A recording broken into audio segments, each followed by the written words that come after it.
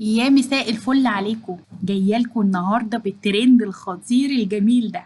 هنعمل النهارده مع بعض تاكل برجر. ايوه، هنعمل تاكل برجر. بجد انا كنت متردده ان انا اعمل الوصفه دي، بس لما عملتها طلعت جميله جدا وخطيره وطعمها حلو قوي، واللحمه دايبه مع الجبنه والصوص، وبجد طعمها رهيب. وغير كده كمان سهله وبسيطه ومش بتاخد وقت واقتصاديه وبتعمل كميات كبيره. تعالوا بقى نشوف انا عملتها ازاي. هنحتاج لنص كيلو بس من اللحمة المفرومة. هنتبله بشوية من الملح والفلفل الأسود وشوية من التوم الباودر. هنقلب بقى كل ده مع بعضه كويس قوي بإيدينا زي ما انتم شايفين بالشكل ده. وبعد كده بقى نجيب التاكو الخطير الجميل بتاعنا ده، وناخد قطع من اللحم ونفردها على التاكو، ونفضل نضغط عليها بإيدينا زي ما انتم شايفين بالشكل ده، ونتأكد إن اللحمة مسكت كويس قوي في العيش علشان ما تفكش مننا وهي على الجريل. بعد كده هنروح بقى نحط شوية من صغيرين جدا من الزيت، ونسيب الجريل تسخن، وننزل بقى بالساندوتش. سيب الساندوتش شويه لحد ما اللحمه تاخد لون ذهبي وتستوي،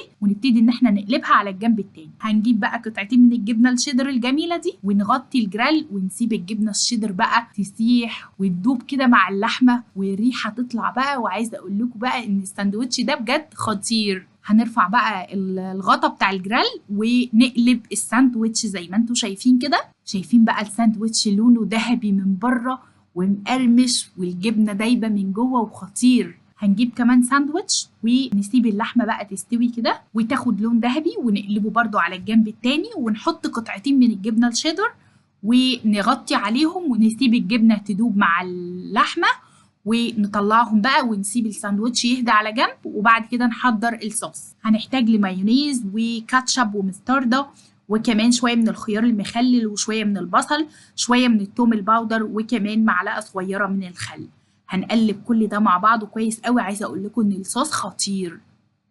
هنجيب بقى الساندوتش بعد ما يكون هدى كده وبرد معانا، ونحط معلقه من الصوص، وكمان شويه من الخس المتقطع، وشويه من الطماطم المتقطعه. وعايزه اقول لكم ان الساندوتش ده وجبه كامله متكامله جميله جدا.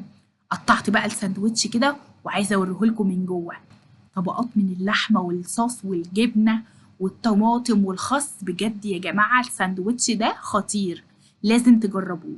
قطعت كمان ساندوتش، شايفين بقى شكله حلو من جوه ازاي، واللحمه ماسكه بقى في الساندوتش وجميل جدا. جربوا الوصفه دي، متاكده انها تعجبكم جدا، وبالف هنا وشفا عليكم.